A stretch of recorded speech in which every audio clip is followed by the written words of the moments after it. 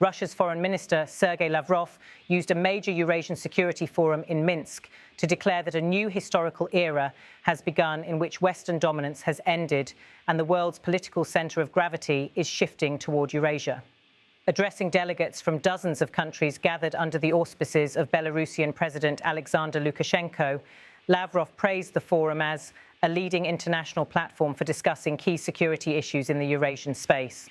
He opened his remarks by saying he was very pleased to once again receive an invitation to speak from this podium, which has been held for the third year at the initiative of the President of Belarus. Lavrov argued that Eurasia now stands as the geopolitical centre of the emerging multipolar world, stressing that the region's civilizational centres, from China to India to Russia, represent what he called the global majority. He said, as President Putin has repeatedly noted in his speeches, it is they who set the tone in global affairs today.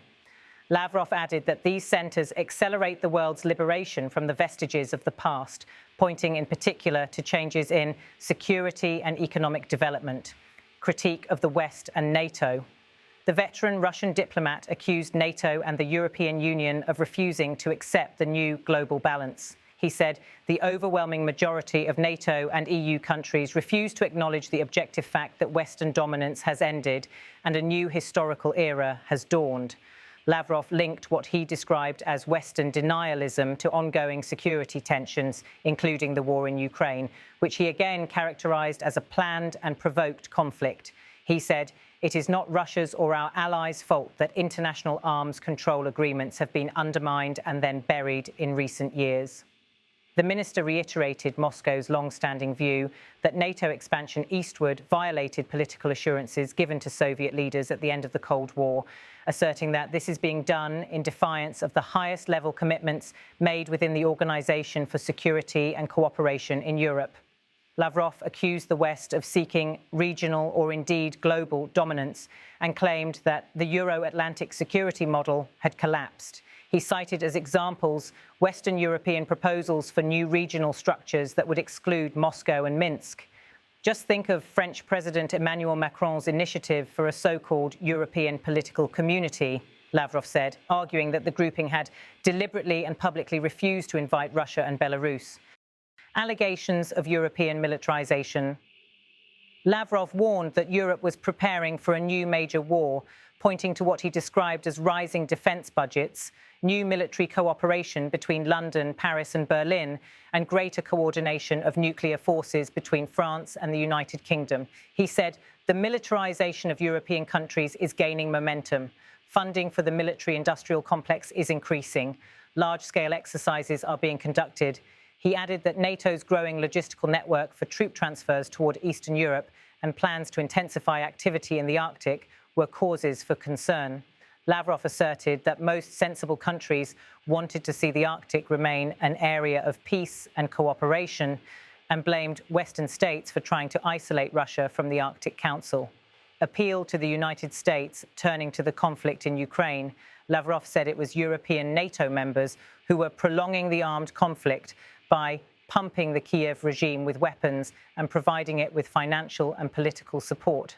He accused European leaders of lobbying Washington against any negotiated solution and expressed hope that US President Donald Trump would instead pursue diplomacy. He said, we still hope that President Trump remains sincerely committed to resolving the Ukrainian crisis and will remain committed to the principles developed at the Anchorage summit, which were based on American proposals. Lavrov alleged that European leaders were stoking anti-Russian hysteria and deceiving their publics.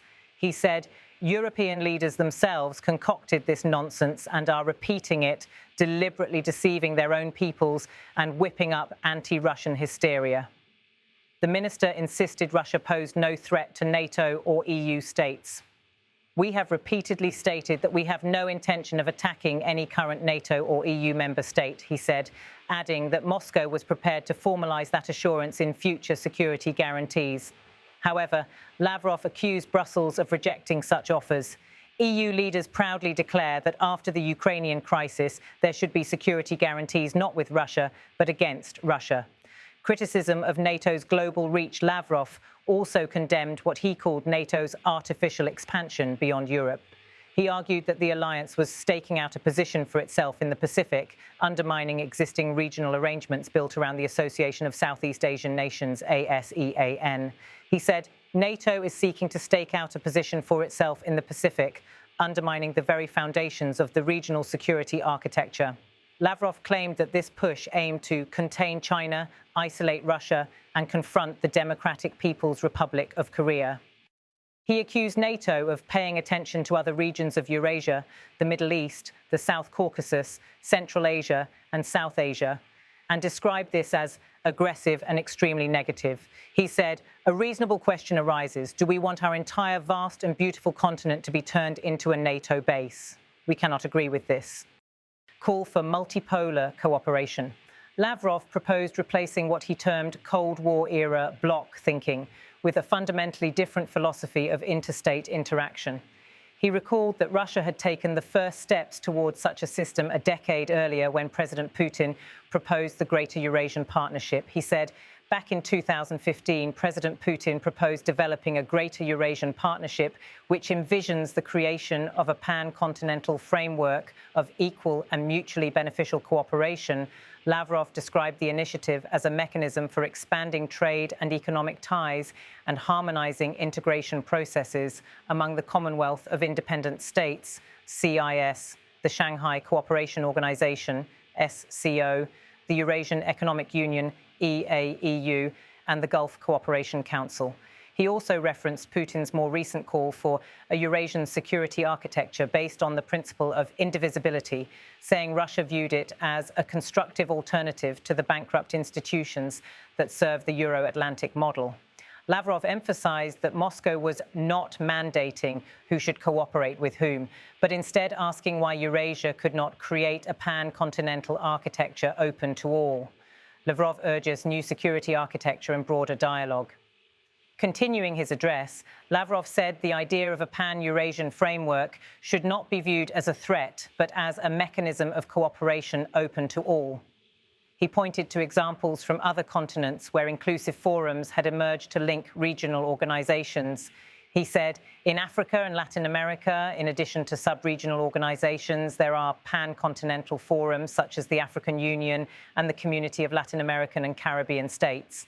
In Eurasia, there is no umbrella association that would provide even a forum for a frank, equal exchange of opinions.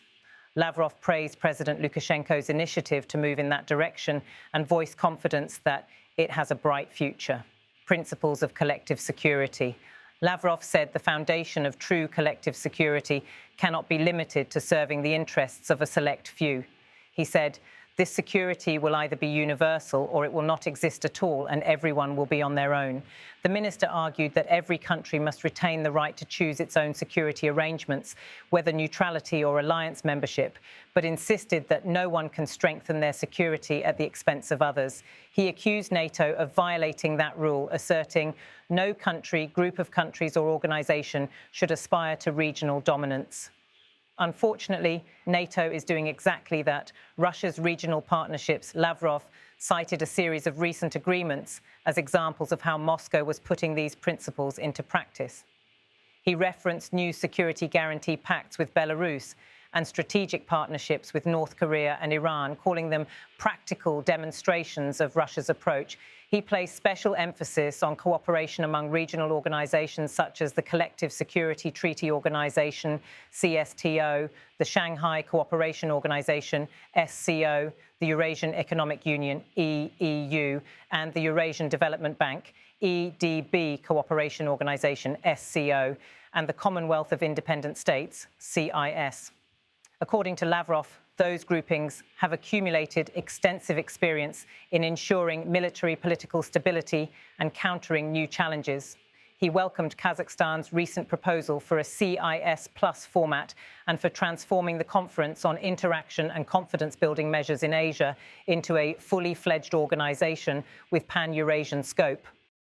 China, the Gulf and conflict hotspots, Lavrov said security in Eurasia was also a central topic in our dialogue with the People's Republic of China, emphasizing alignment between Moscow's concept and Beijing's global security initiative. He said, Russia's vision of the future architecture and security in Eurasia harmonizes with the global security initiative of the chairman of the People's Republic of China, which enshrines the need for a permanent principle of identifying and eliminating the root causes of any conflict. He added that the principle should apply in practice, including in Ukraine and the Palestinian territories. Lavrov listed other regional concerns: tensions on the Korean Peninsula, instability in Afghanistan, and relations between Iran and the Arab world as areas where Russia promoted collective solutions. He reaffirmed Moscow's long-standing proposal for a collective security system in the Persian Gulf, saying it remained vital to keep ASEAN at the center of cooperative efforts in Asia. He said, "Deepening partnerships in such formats will certainly contribute to the formation of an inseparable space of equal and indivisible security." Appeal to Europe and final remarks. Lavrov then turned back to Europe, welcoming the attendance of European and NATO representatives at the conference despite political tensions. He said, "These comparative advantages must be utilised for the benefit of all states on the continent. This also applies to Europeans. They are our neighbours. They also live in Eurasia." However, he accused what he called the current elites of the European Union and NATO of isolating countries pursuing independent policies.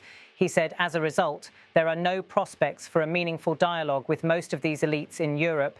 The Brussels bureaucracy must abandon its arrogant claims to exclusivity and its hostile course toward many other Eurasian states, including Russia and Belarus. Lavrov left open the possibility of new frameworks in the future. He said, "It may be necessary to consider a new model of relations in Europe in the area of security, but as part of a pan-Eurasian architecture."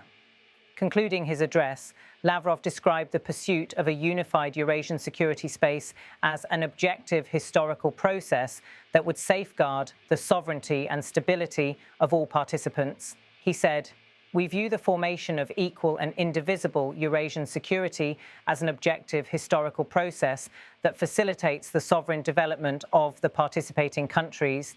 He ended by urging agreement on universally accepted security guarantees that would protect the continent from external threats.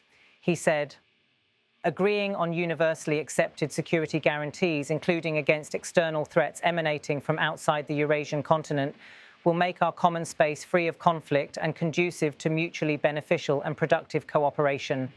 Lavrov's remarks closed the three-day conference, which Belarusian officials described as part of a long-term effort to shape a greater Eurasian dialogue beyond existing Western-led institutions.